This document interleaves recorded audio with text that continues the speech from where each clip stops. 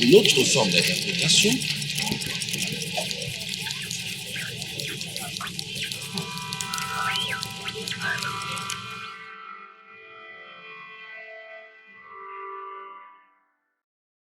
Em 1992, Sylvain Auroux define a gramática enquanto uma forma de saber cuja constituição no Ocidente remonta à Antiguidade Clássica e que hoje se distingue de outras formas como a linguística, tal como formulada a partir do século XX. Em seguida, a caracteriza também, ao lado dos dicionários, como instrumentos linguísticos, isto é, objetos técnicos empíricos investidos necessariamente de conhecimentos teóricos explícitos. No que diz respeito especificamente às gramáticas, ele diz tomá-las como instrumentos porque, tal como o martelo prolonga o gesto da mão, transformando-o, elas também, ainda que de forma mais complexa, prolongam a fala natural ao dar acesso a um corpo de regras e de formas que não figuram juntas na competência de um mesmo locutor. Como se pode notar, Auroux fala de aspectos distintos do que nomeia como gramática, muito embora isso ainda não compareça de forma bem marcada na sua reflexão. Posteriormente, em obras de 98 e de 2008, ele dá consequências a essa questão, formulando uma distinção entre o que coloca como objetos de conhecimento de um lado e instrumentos técnicos, também ditos objetos externos, de outro, ambos considerados enquanto objetos históricos.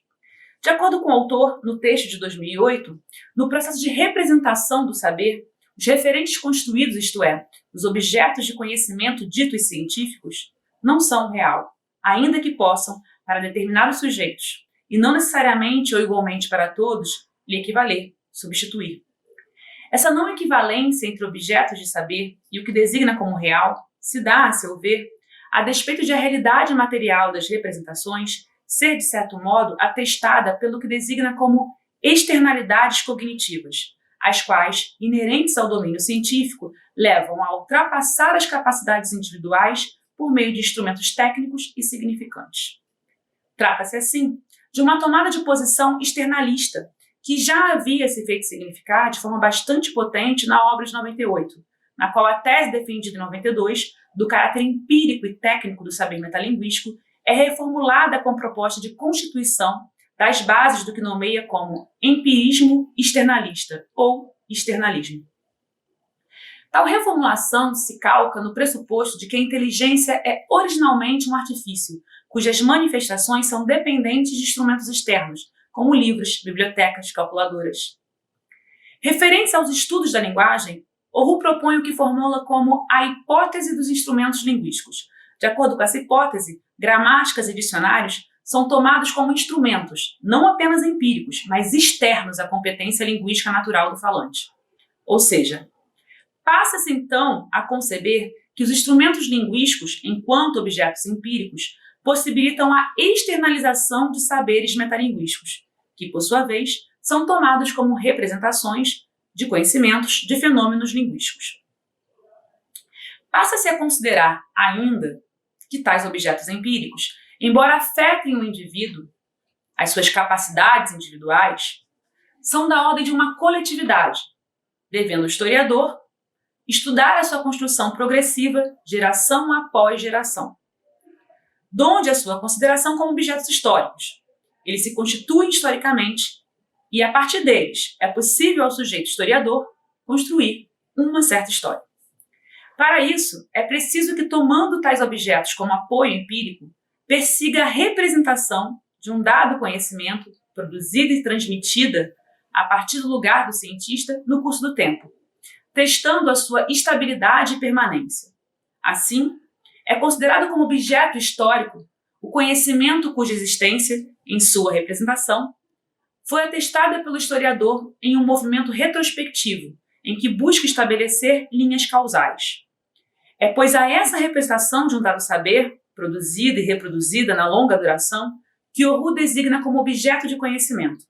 É sobre ela que, partindo de objetos empíricos, o historiador se debruça, buscando reconstruir relações de causa e efeito.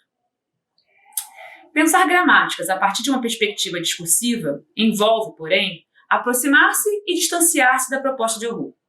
Mesmo que de ambos os lugares os objetos de gramática sejam considerados em sua historicidade, para nós, como ensina Paul Henry, A história diz respeito à possibilidade de fazer sentido, o que implica considerar que não há objeto que não seja histórico e que a sua constituição enquanto tal se dá no sentido em que se constituem como frutos de gestos de interpretação, empreendidos por sujeitos inscritos em condições de produção específicas.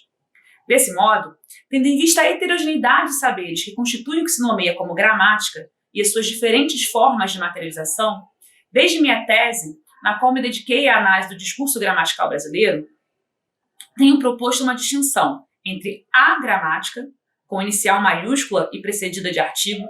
também por vezes adjetivada como normativa ou tradicional, enquanto domínio de saber, e gramática, com letra minúscula,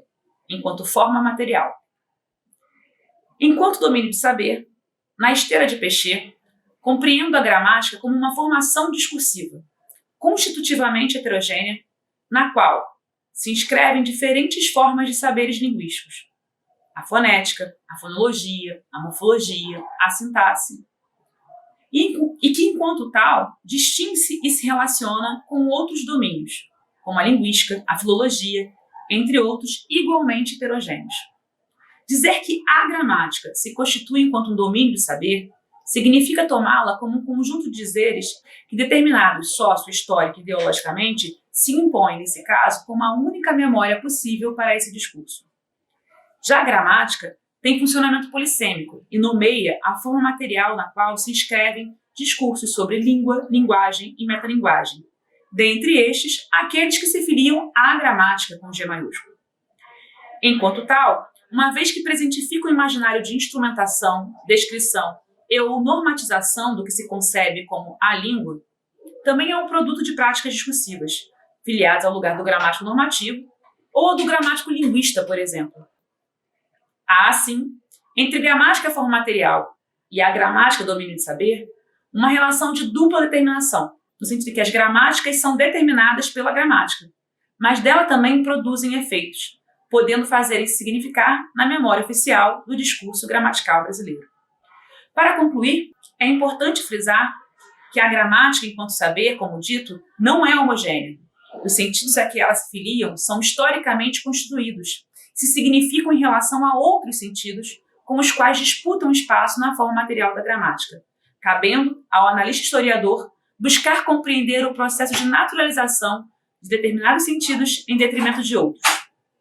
Processo esse que, por ser histórico, não é evidente, não se dispõe linearmente na linha do tempo, de modo a se estabelecer relações óbvias de causa e efeito.